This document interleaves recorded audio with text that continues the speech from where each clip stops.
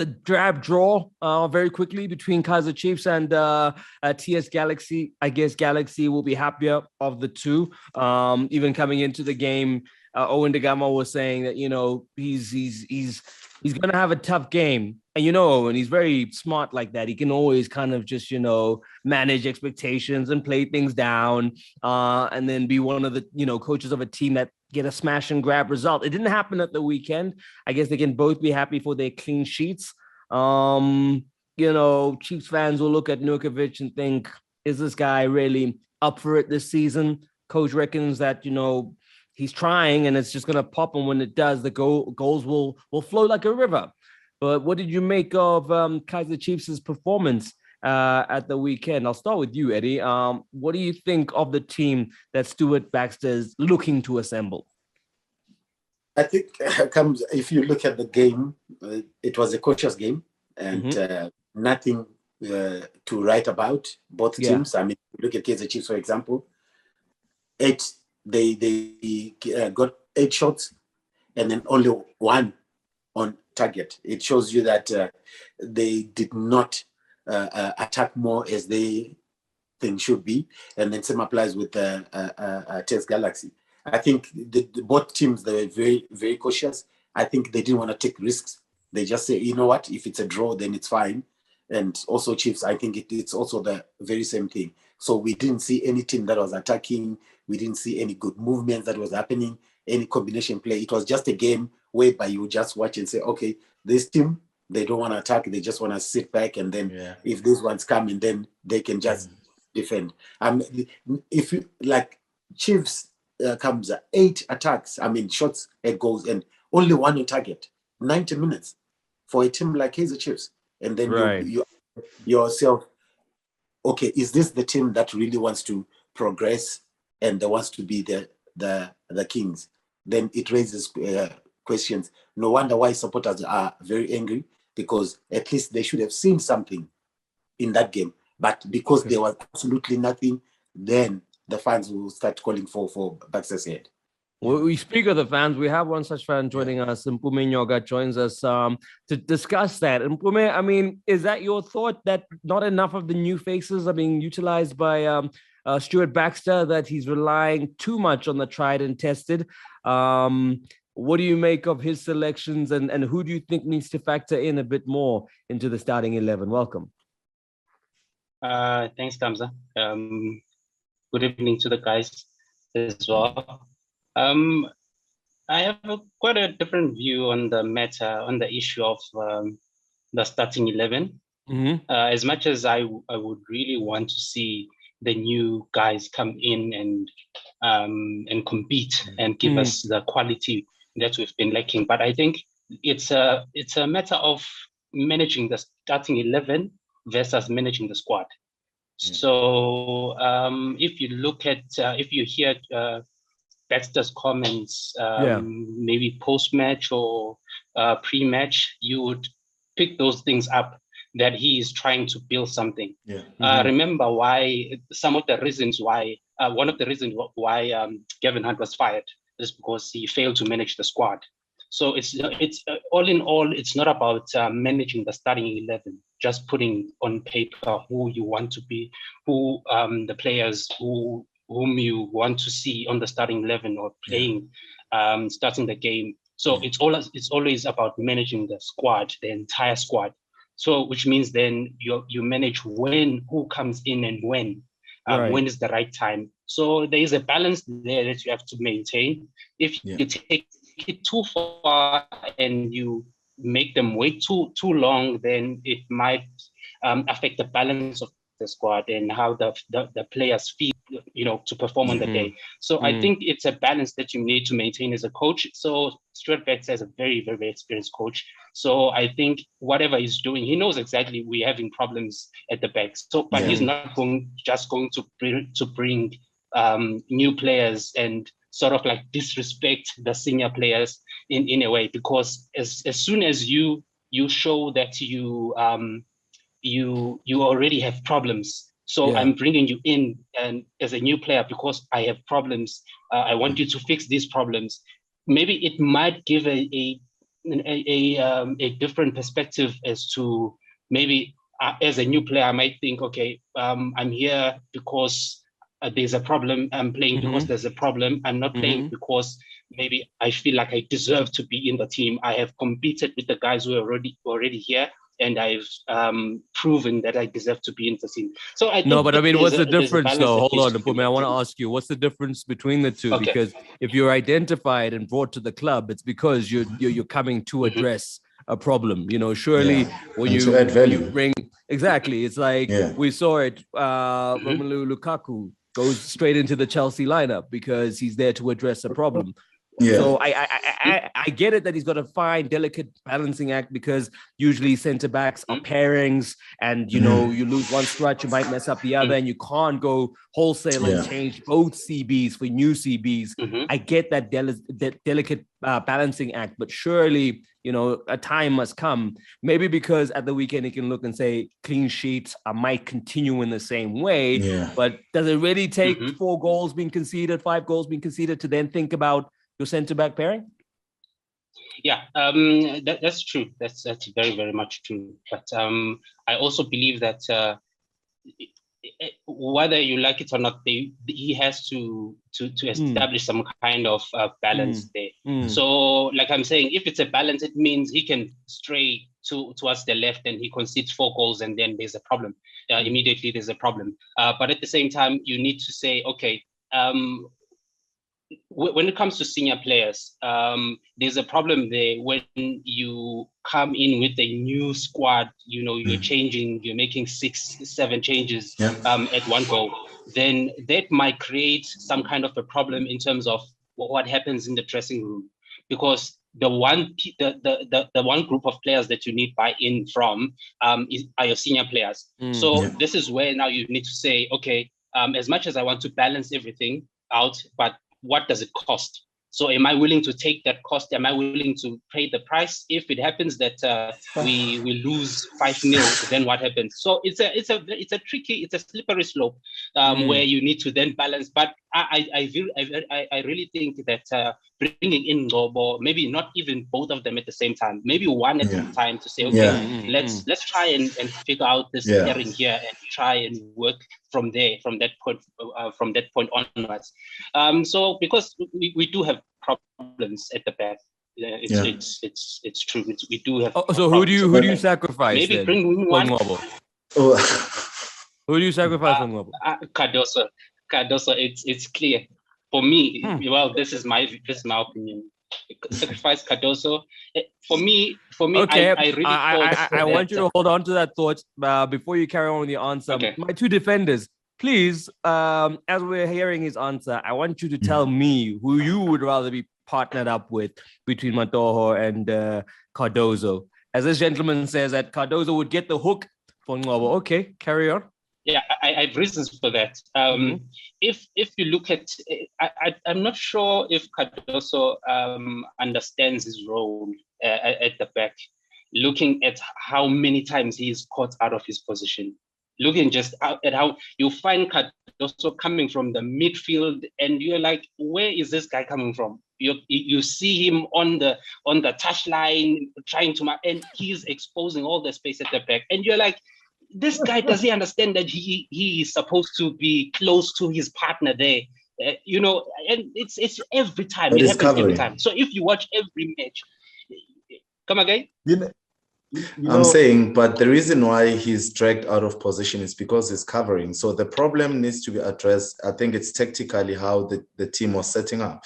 Because even in the Sundowns game, you look at it this way, Mato had to keep on covering Njabulo Blom. And like I've alluded in the first conversation when I said, if the 2 centre-back pairings separate, a goal chance is bound to happen, you understand? So meaning we need to address the issue of them having to separate. They only separate because they have to fill into a gap of someone who's not in position. So I think the more important thing is to make sure that we address the issue of shifting between the centre mid and the right full-back. Actually, the triangle between the right midfield, the right center midfield, and the right back. That's where they need to strike a balance. I mean, I believe that with what I saw against Sundowns, there was in one picture frame, there's 4 players around the thrower and Hashim Domingo, which was Laila and Hashim Domingo. But everyone was ball watching, understand? No one was closing down. And it forced Njabulo Blom went wide with Tembazwane anticipating a throw, and then Tembazwane came in. Now Matoo was forced to come out of position, leaving Cardoso isolated. You understand? And once he was isolated, I don't think there was better communication between him and Hlanti as to say, okay, now who's stepping in? Are we shifting or are we standing? There's a striker in between us. What are we doing? So it's just a matter of finding a balance tactically, and I'm just answering in terms of the defensive part of it to say that's why you find sometimes a center back stepping out of position, out of the zone. It's just to cover. So we just need to sort out that one. But Tim can answer that one better.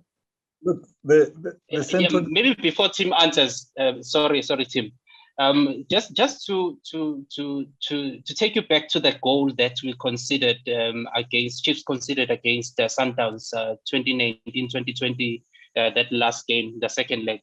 If you look there, where there was no reason why Cardoso would go for the same man that Pilanizul was going for, where he was supposed to drop back, and then they both covered the same man. He went out of position to cover Gaston Sereno, and then that through ball was made, and then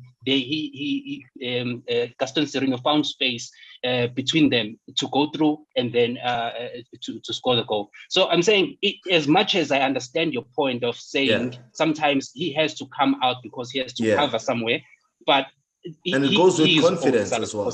It goes with confidence as well within your fullbacks, because if you get attacked so many times within the fullbacks, even the center backs, they tend to lose confidence, saying, I know they're gonna get through. So you tend to get dragged, to get sucked out. So that's what I'm saying at that time, and where Kaizer Chiefs are right now.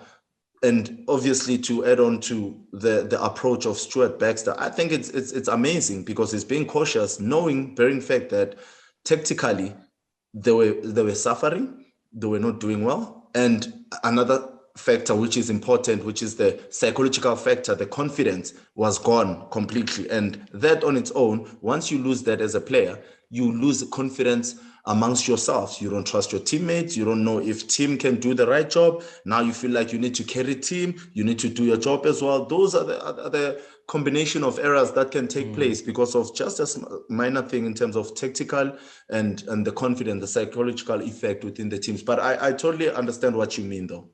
Yeah, no, I think you both raise good points. Well, it happens to me at a 6-a-side. I get pulled out thinking my teammate sucks. Next thing, they score on us. It's just what happens in football. I mean, it's what it is. Tim, I did ask you, out of that pairing, who would you rather be with side by side, Matoho or why are you laughing? Matoho or Cardoso? Who would you want as your partner? Let me tell you something that is very interesting. There are two center backs that are different in kind.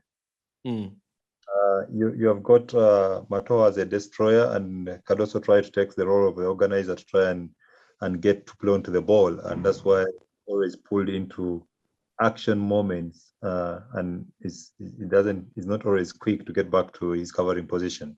So he gets absorbed into enjoying to play and initiate attacks, and he's always caught out of position because of that. But two central defenders are as good as their wing backs, plus the anchorman. Once the wing backs are caught out of position, then the central defenders are always bound to struggle. If the central midfield is not in synchronization with the central backs, is bound to struggle. Because whenever you have one center back going to cover maybe the right full back, if the other center back is very far, then you get a center midfield up to become the center half in that moment in time, so that you don't create that gap. So what is happening at Kaizer Chiefs is that there is no understanding. The two central defenders, in my opinion, no one is comfortable on the ball. So most teams, what they are doing, they're allowing Cardoso to have the ball. They're throwing a bait at Cardoso to have the ball, and he's taking the bait, and they allow him to try to move with the ball, and they close the spaces, put him under pressure, and they're getting them out of position. So one of them has to move off. You know, if you've got a comfortable player, for example, there's this central defender from Morocco Swallows. I think if you get him to go, you'll have that player that will be smooth and to be very stable. Two, it also comes back to the goalkeeping department of Kaizer Chiefs. I've always insisted, for example, if Kune is in goal, Kune first and foremost should concentrate being a goalkeeper, not to be an on-field player. For the last 2 seasons. Brighton is going to be angry with that. But it was Vuma in goal this past weekend, Tim. But yeah. I'm trying to explain that because he's one symptom of a goalkeeper that every goalkeeper wants to model their game on Kune. What has happened? Kune is a very good distributor of the ball. Take nothing that away from him. So what has happened is teams have allowed him to grow into that confidence, and he's bypassing the central defenders to try and play the role that the central defenders are meant to play with the ball. So the opponents allowing Kune to try even drive the ball and try to pick that ball. So it's no longer a killer ball. It's a very easy ball that the central defenders are picking up. So the opponent coaches allowing Kune to do that, and he's playing that same ball, and they are fighting for it, win the second ball, and they are always coming back and finding the central defenders out of position. That has to change. It's the fault of the attacking side then. But Tim, on that one, I believe that it's the fault of the attacking structure, the attacking phase, because the previous tenor with Stuart Baxter, of which it brings us back to over the weekend's game. Well, you could see they lacked that speed and decisiveness in terms of the Stuart Baxter's transition effect. You understand that they used to have when they were winning titles. You understand there was more speed, there was more creativity, there was more decisiveness in them. But now with this cautious approach, you can see that they're still trying to find their feet. And make no mistake, I think the two central midfield pairing of Patu and Alexander Cole is growing in confidence as well. But you could see that at some point, Nokovic looked lost because now it seems like he's working very hard as opposed to what he used to do, having the team working hard for him. Now he's working hard for the team in terms of defensive. And then when we win the ball in terms of positive transition, he's found napping on the wrong side of the target because now he's already on the side of the target. You understand? So I believe the attacking phase, that's where now they need to fix. Hence, Stuart Baxter's cautious approach is still trying to have that a bit of continuity, but instilling a bit of confidence in the team, but at the same time with the most tactical discipline effect that they can have. So from there, we need to now focus on saying, okay, now the defensive blocks, they're coming into shape. We can see the two banks of four. We can see now Cole Alexander and Patu, they're trying to stabilize. Therefore, how do we now make use of the creativeness that we have in the team? How do we use the speed and effectiveness that we have? Because that's the kind of approach that Stuart Baxter has. That's the model. That's how he models his game. You understand? So that's what we need to look at now to say, if we have a Kune, how we look at what made us win titles. We had quick players. He could distribute as soon as he wins the ball.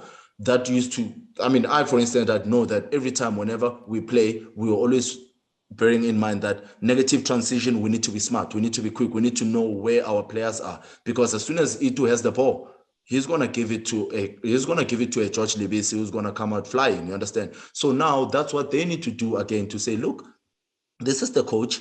It's not the first time being here, and it's not the first time person who coached most of these players. He coached them in the national team. They should already understand what he needs, what he wants. And from there, we should already say to ourselves, look, attacking, we need a bit of movement, we need a bit of creativity, we need a bit of decisiveness, and make sure that we are carefree when we're up there and just express ourselves.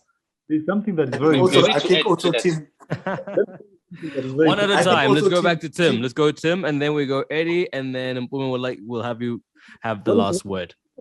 ODG is a very smart coach. His team is a man marking team. Yeah. So his players will not have time on the ball. That's a given. So for you to beat ODG, it means that your transition on the play has to be very fast and very quick. So you have to release the ball quicker, get into the channels, cross the ball, and that's when you punish them. If you fail, and they were slow. If you fail to win, you're gonna have a problem. That's ODG. Will never change. True. So when it comes to the transition of Kaizer Chiefs, the way they approached the game, it was a fairly equal result for both teams. Because on any given day, ODG would get a Sanka punch and he takes the 3 points. So, he's very mindful of the fact that they're gonna kick, they're gonna press, they're not gonna allow the likes of Kamabila to have, to get onto the ball and put their heads up, try and pick. They're gonna neutralize all those spaces. And once it works very well for them, you're most likely to suffer the ODG game. So he's very good at that. He has mastered it.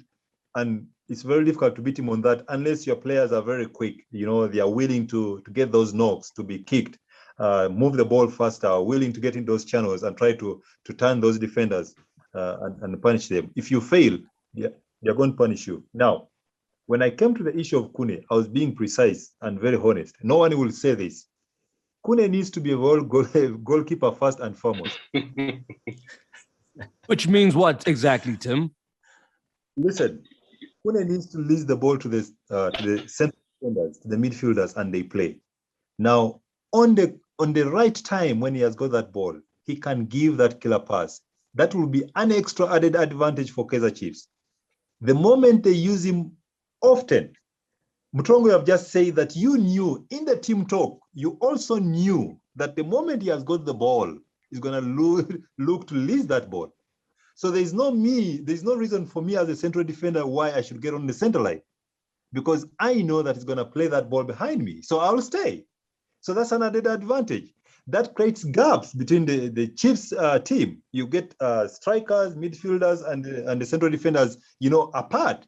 Now, you need this block to play as a team, and then at the right time, they can create those spaces. So Kune, that's why he's always, being sort of caught napping in those moments. Like the goals he has been conceding, he's not very sure where he is. I'll be honest with him, just tell him to be a very good goalkeeper at the moment, until such a time when his confidence is up, then he can start playing again. Interesting. Keep it simple. Eddie, okay, your thoughts. Tim, I'm coming back to you as to who you want your partner to be, because I think you're trying to dodge that question and you're not going to dodge it before we leave tonight. So, Eddie, carry on. Tim, I'm going to circle back and put my way coming to you. Tim, this is my question to you. That yes, I understand that Kune is trying to be an infield player, but then what's happening with the two centre backs? Are they calling for the ball? Are they shouting for it? Because if I remember, Tim, when I used to play against you, when you were playing as a centre back, I could hear you, even if I was an opponent, I would hear you shouting, starting to play from the back. So if the two centre backs don't call for the ball, as soon as Kune gets the ball, they're all running forward. What is he then supposed to do? But if he's telling them to push up, but then as a defender team, you open up for it, call for it, and then let's play. That's very important. And what is important is his delivery is spot on. His delivery is very good. Only that when he's doing it, everybody knows that he's gonna do it. So it has become an added advantage to the opponents. They are sitting back and waiting for that good ball. And once they're attacking Kaizer Chiefs and those defenders are being turned into strikers, they turn and face their goal. And that's why they are conceding goals. Yeah, so then the problem I would say is the two center backs that are just quiet. As soon as Kune gets the ball, like you say, they're all 10 and they're all start. But Eddie, I mean, also Kune most times is the keeper. The keeper's telling you, "Hey, go up, go up, go up." Oh, I got this. What place do those defenders have when the captain's directing the play? Because essentially that's what we saw, right? And the Gavin, that's when he got caught out. It was like he said, "I took the decision to kind of run the play. I chose to be the quarterback." I remember the one time that he did it, it was very costly. Remember that it was a spell of 2 or 3 games where he was just making horrendous mistakes. Against Black Leopards. And then Karuri interviewed one and then put it exact. But that's what I'm saying. But the defenders, they just stand and then they watch Kune. Or they give Kune their backs running forward. not even able to go for the ball. So which means that the two center backs are scared to start the play from the or is it what they are told that is Kune gets the ball? Then let's all go forward. Let's not start from the back. I think they are scared to tell him as a captain. They are scared to tell him that you go to first and let's play. Somebody needs to tell him that. Fair enough. It's a good point. It's a good point you gents make. Mpume has unfortunately left us, but gents, we have to keep it moving because we're closing in on 10 o'clock here. And we haven't touched on the other game that we saw. Okay, Mpume is rejoining. Mpume, very quickly, your thoughts in terms of what the gents have said? Interesting conversation, to be honest.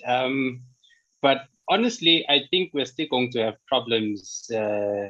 I noted Brighton's point when he spoke about the issue of the defensive midfield and stuff, and the structure, the entire defensive structure, and your fullbacks as well. But if you look at the system we are currently playing, Stuart Baxter was playing a 4-2-3-1 there, where he's using Nange as well as Cole as double pivots there. And where you could actually see that there is no designated CDM, your central defensive midfielder there. So you see, sometimes you see Cole up there trying to squeeze in those balls, and then you see Nange as well up there upstream trying to squeeze in those to play those passes and in the offensive third. So you can see that what he's trying to accomplish there is it's going to be very challenging for the defensive player to cope if they are going to rely mostly on that structure to have that defensive midfielder there to protect them all the time. So I'm not sure how this is going to pan out at the moment. I could see that he's also trying to introduce some type of patient build up. You could see them passing the ball around there at the back, and so trying to take their time, trying to build up. But you could see that it's something they're not used to. So maybe my solution, I would think he needs to bring in maybe a Ngobo there at the back, pair him up with Matoho, give them a few days, and then maybe introduce Dube, for one match or two until that partnership builds up. Because we need to, at some point, we need to move on from that pair of Cardoso and Matoho. But one more thing before I drop off. I also wanted to make a comment on our recruitment policy or how we go into the markets. I think we are just half-hearted every time we go into the markets, because you go there and then you get that one player, but not thinking that one player doesn't make a team. So in 2018 we did the same. We went out there. We went out there. We got Kama Billiat, but we didn't think who is Kama Billiat going to play within the team. Who will suit his type of play? And now we went out there and we got Dolly. I don't think we thought as far as to say, okay, what if that CPD doesn't work? What happens then? Do we have a backup plan? So there are too many players available right now, but the team doesn't seem to have that, that drive to go into the markets again. So I think it's going to be a very tough season for us. Yeah. Hopefully the team reconsiders their position on going back into the markets, and they just go back and get one or two, maybe a striker, a mobile striker there at the top, just to make sure that Parker's phase, he served the team well. But now maybe it's time for him to just be that positive influence in the dressing room, just get fresh blood into the team. Then maybe that one attacking midfielder. Maybe one right winger as well, maybe three players. And then quick question Merry to Christmas. Merry Christmas, mate. I don't know. I don't know if you're gonna get those before the transfer windows. And I don't see it happening. Let me just put it that way. Brighton, you wanted to say to him? Yeah, quick question to Mpume. Mpume, have you thought about, as opposed instead of replacing the centre back pairing? I mean, much of Stuart Baxter's success came from playing 3 centre backs and 2 high up wing backs, which when you used Tsepo Masilela, you used the Junaid Mashamaite, you used the Morgan Good in the centre back and Matoho. Have you thought about that? I mean, I think that could work, and it could work in terms of not having both centre backs having to be split. the two center backs within the three pairing, one can be a cover when the full back is high up, and the double pivot can act as the cover as well to cut down play. You understand? That can work as well. Yeah. That would be because it would be a welcome addition, because it will also provide us with that introduction of new blood. You know, we can blood in those new players easily into the team without having that I don't know, having to fight with the coach every time to say no, drop these players. And if he prefers the Mato and Cardoso combination, maybe having that three centre back pairing will be a better option, because it will enable him to keep the two, and while at the same time introducing new blood into the team. So I think that can work as well. Yeah. There we go. We sorted your issue, team. There we go. I think that could work.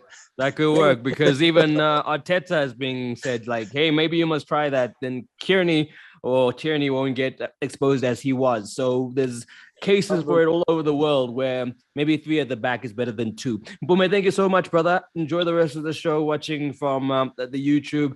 Thanks for joining us. Let's keep it moving.